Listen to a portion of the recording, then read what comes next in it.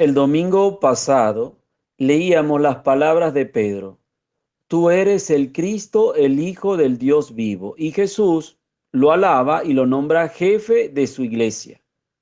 Y hoy Pedro dice, no, ni lo permita Dios, eso no te puede pasar. Y Jesús le dice, ponte detrás de mí, Satanás, no me sigas tentando como el maligno. Hermanos, totalmente lo contrario a lo que escuchamos el domingo pasado. ¿Qué ha sucedido entonces?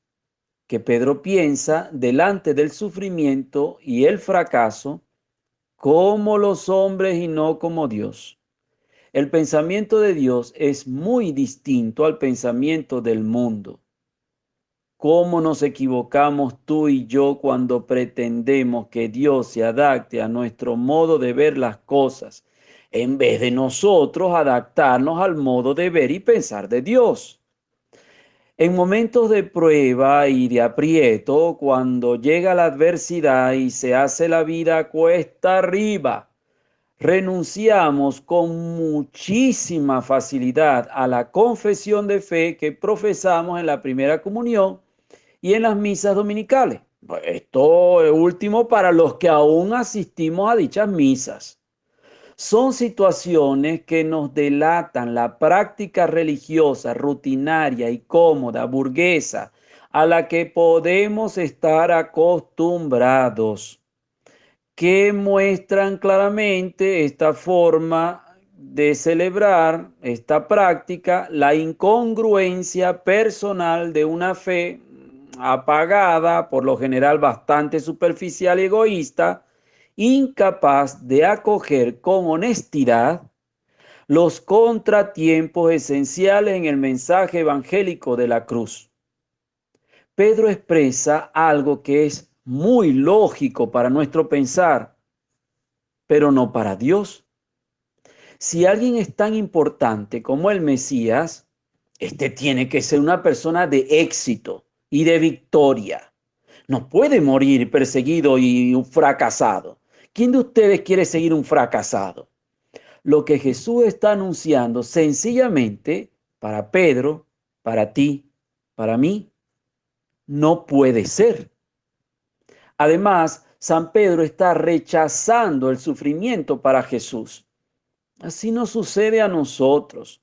No queremos sufrimiento ni para nosotros ni para nuestros seres queridos. Pero resulta que en el plan de Dios, el sufrimiento, bien llevado, no somos masoquistas, tiene un valor tan grande que sirve de redención para quien sufre y además para muchos otros. Tener esta postura y esta convicción ante el sufrimiento no es fácil, es más, no es lo natural.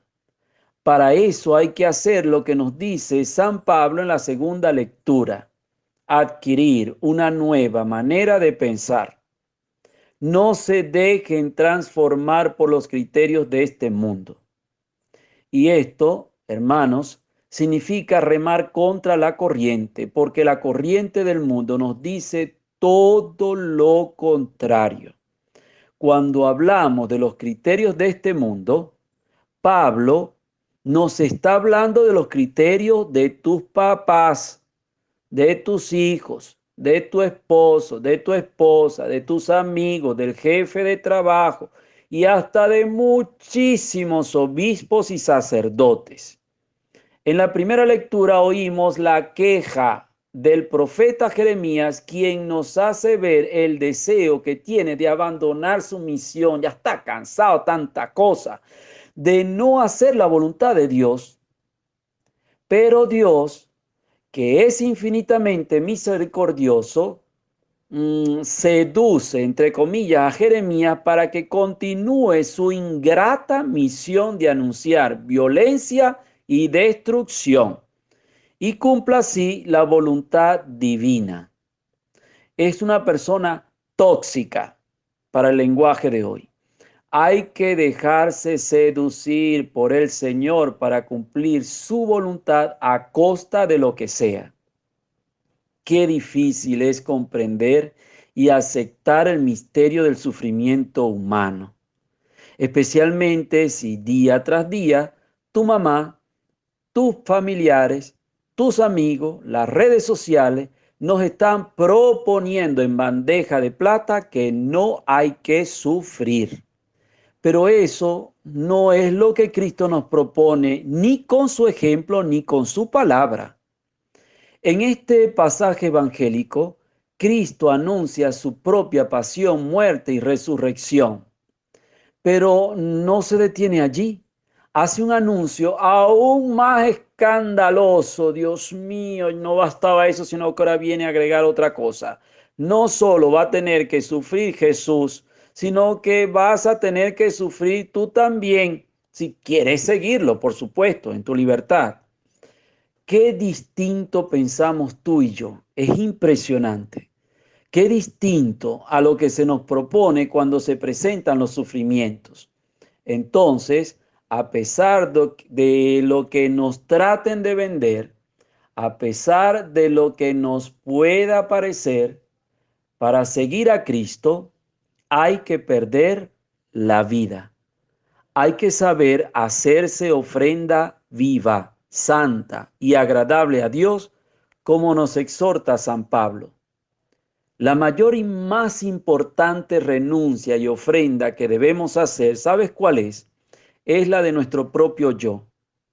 Renunciar a criterios propios para asumir los de Dios. ¿Cómo? Es decir, llegar a odiar la educación que recibimos de papá y mamá, que nos alejan de la voluntad de Dios, porque no todo en la educación que recibimos en casa es malo, estoy consciente. Pero vaya que hay cosas que no son nada cristianas y que nosotros las damos por buena educación cristiana. Ahí está el problema. Renunciar a la voluntad propia para asumir la voluntad de Dios. Entonces, Padre, ¿y cómo sabemos cuál es la voluntad de Dios? Hay que desprenderse de las formas de ser, de pensar y de actuar comunes y corrientes propias del montón, las del mundo, la moda, y dejarse transformar. En el dejarse está en juego nuestra libertad. Transformar por las formas de ser, pensar y actuar de Dios. ¿Qué es esto? Una diálisis espiritual en el fondo. Así se nos regalará la verdadera vida con mayúscula, aunque perdamos la vida, entre comillas, que engañosamente el mundo nos ofrece como tan importante, como si fuera la verdadera vida. Si creemos que no podemos desprendernos de nuestras formas de pensar, de ser y de actuar que nos han enseñado en nuestras casas y equivocadamente pues tratamos de salvarla como si fuera lo único importante en la vida, podemos correr el riesgo de perderlo todo, lo de aquí y lo de allá, la vida y la vida con mayúscula. Pidámosle entonces a Dios por intercesión de nuestra Madre la Virgen María y a Santa Rosa de Lima hoy en su día, que nos siga iluminando para seguir su camino hasta en las situaciones más difíciles. Que tengas un feliz domingo.